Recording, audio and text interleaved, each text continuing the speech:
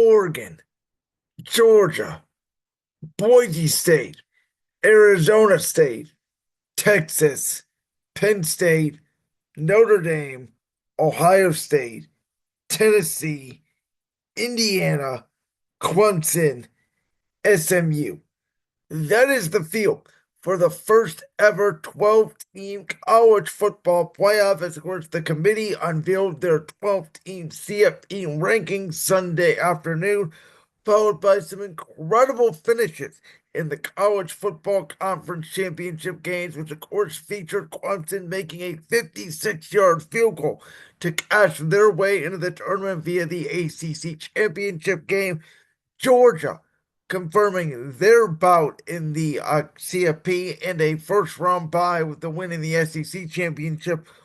Oregon with a 45-37 shootout, confirming that they are the only undefeated team in college football worthy enough to make the CFP and getting that first round bye.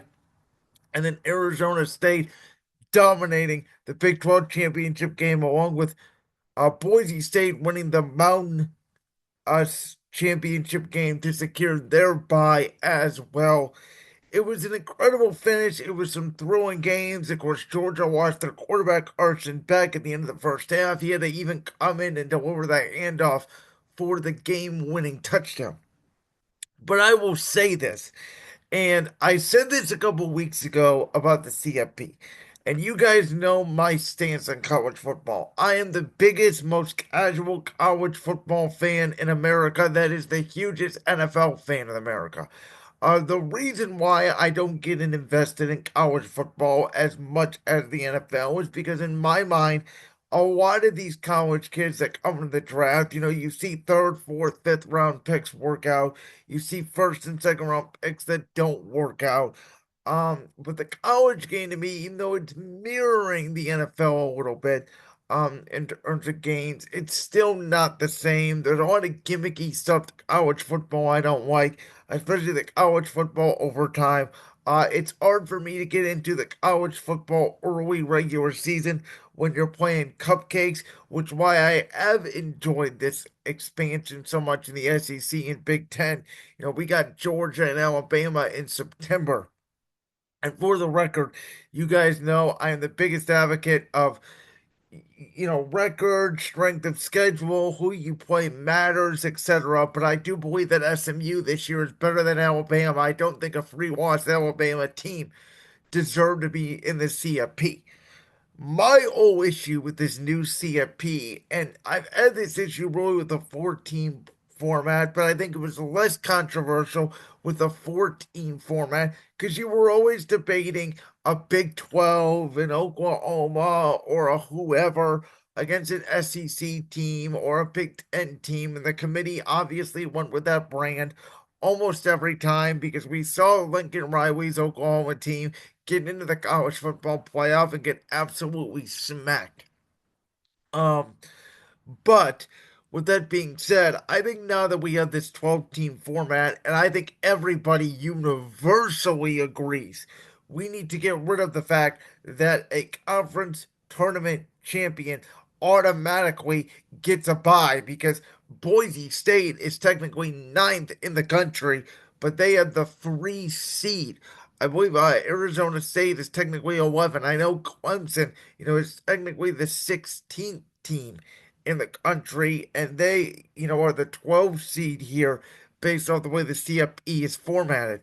The other thing about the college football conference championships now is now we're going to have this debate every year. Does strength of schedule matter? Does strength of record matter? In the SMU case, right?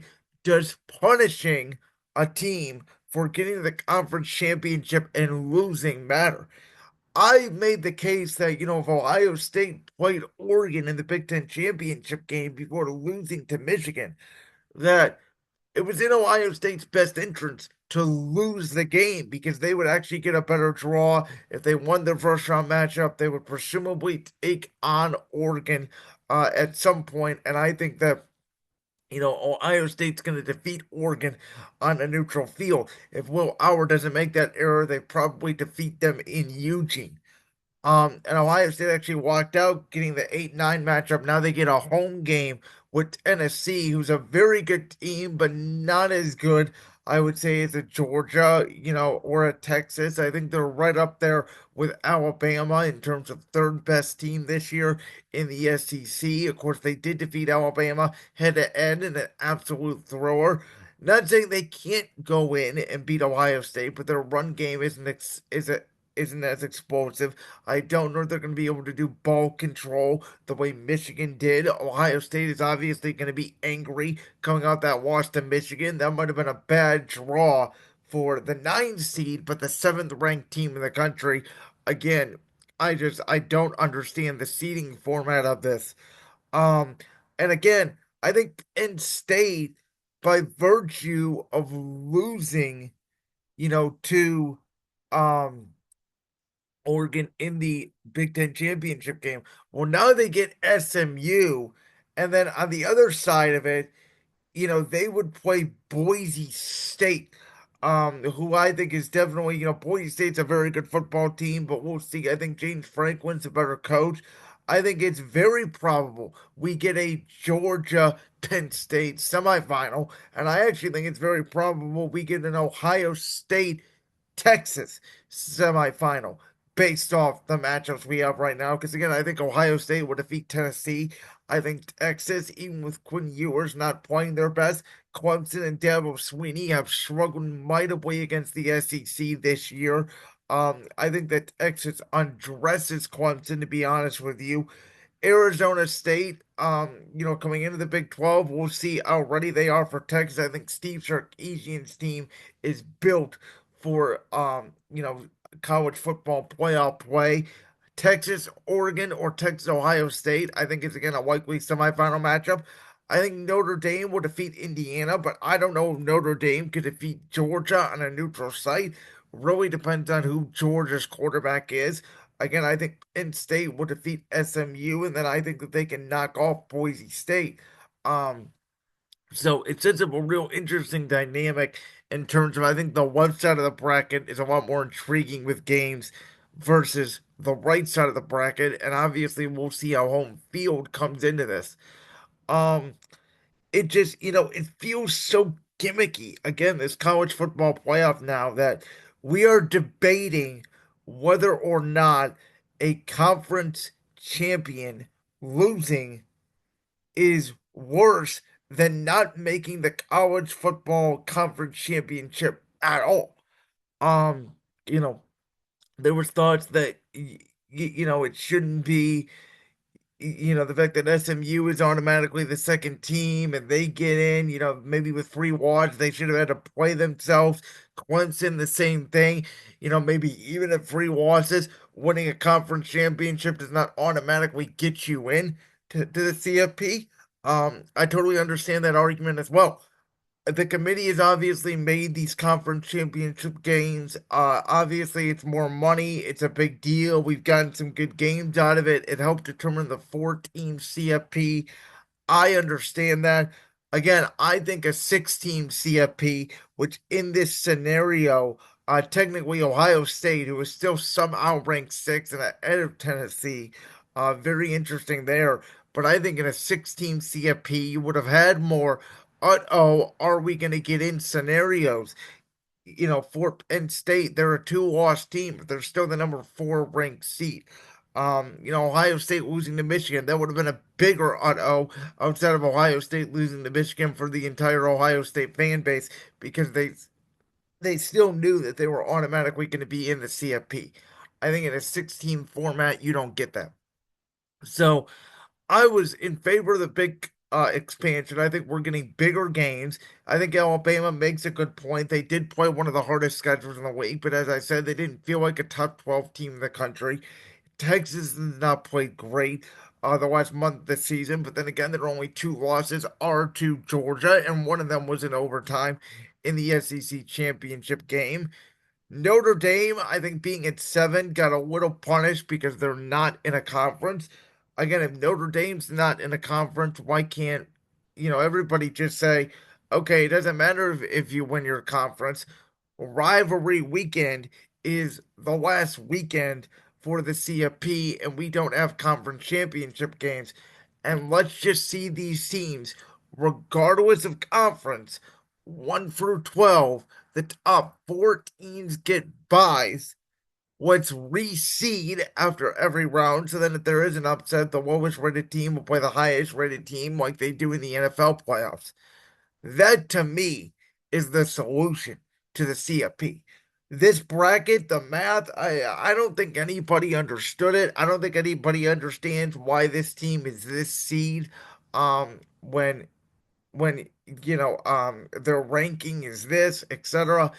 It's just a big mess to me. Again, more money, more games. I get it. I just don't like it. I think it diluted the regular season a little bit. Again, even rivalry weekend. That's why I didn't really talk much about it on this podcast because rivalry weekend did not feel like rivalry weekend outside of the two rivals that were playing. Obviously the fan bases hate each other, but it's as a casual fan, it's like, if they win, they're still in. If they lose, they're in. The seating's not going to change whatever. Again, I think we'll get good games out of this, but I think it's the wrong format. I don't think the committee has held up their standards getting the best teams in the playoffs. I think the criteria has changed every year. I don't think that conference championship play really mattered. I don't think they factored in results of the conference championship games as we saw. So my question is then, why do we play them? Let's get the best teams in. Let's reseed. Let's completely do this format. I thought 12 teams was too much. Now they're even talking about putting in 16 teams. I think this is March Madness esque, and I think one of the best aspects of the sport, which was debating who are the top four teams in the country, that has now gone away, and I think it's instantly became one of the worst things about the sports is this new CFP format. Good luck to all the teams. Again, my first guess here is I think we get Texas Ohio State semifinal. I think we get a Georgia Penn State semifinal. And to be honest with you, I think we get Texas Georgia third time national championship game, which I believe would be the first time in college football history two teams would play each other three times in one year. I could be wrong on that. And if that is the case, I would take Texas to finally get their revenge on Georgia and win the national championship. Like that clip from the Brands World podcast? If so, make sure you go down there and hit that subscribe button. While you're down there hitting the subscribe button, make sure to also hit the notification bell so you never miss another upload. And make sure you check out all the other clips from the Brands World podcast right here on YouTube.